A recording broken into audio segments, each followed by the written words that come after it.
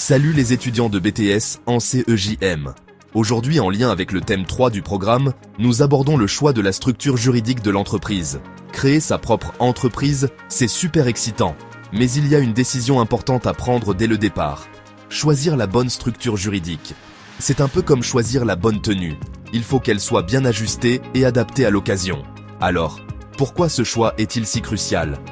La structure juridique influence la façon dont l'on gère une entreprise, paye les impôts et même le niveau de risque personnel pris. Allons voir les bases. On commence avec l'entreprise individuelle, ou EI. C'est simple, facile à créer, mais attention, vous êtes personnellement responsable si ça tourne mal. Ensuite, il y a la société à responsabilité limitée, ou SARL.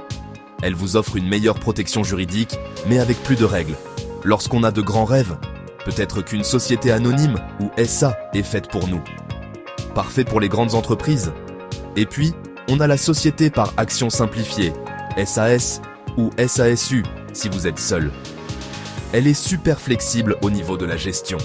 Le choix de la structure impacte aussi votre responsabilité personnelle. Avec une EI, vos biens personnels sont en jeu. Mais avec une EURL ou une SARL, la responsabilité est limitée aux apports. SA et SAS vont encore plus loin, en séparant complètement les biens personnels. Parlons maintenant des impôts. Deux grandes options, l'impôt sur le revenu, courant pour les EI et EURL. Ensuite, il y a l'impôt sur les sociétés, pour les SARL, SAS et SA. La structure choisie détermine les obligations fiscales et comment on optimise vos finances. Et n'oubliez pas le statut social du dirigeant. La structure choisie aura un impact sur sa sécurité sociale et ses prestations. Au fur et à mesure que l'entreprise grandit, il pourrait avoir besoin de changer de structure. Passer d'une EI à une SARL ou une SAS peut protéger vos biens et vous aider à lever des fonds. Une structure en SA peut faciliter l'accès au financement. Et si l'on est dans un esprit démocratique, une coopérative pourrait être la solution. Alors, qu'est-ce qu'on retient ? Choisir la bonne structure juridique est un acte stratégique.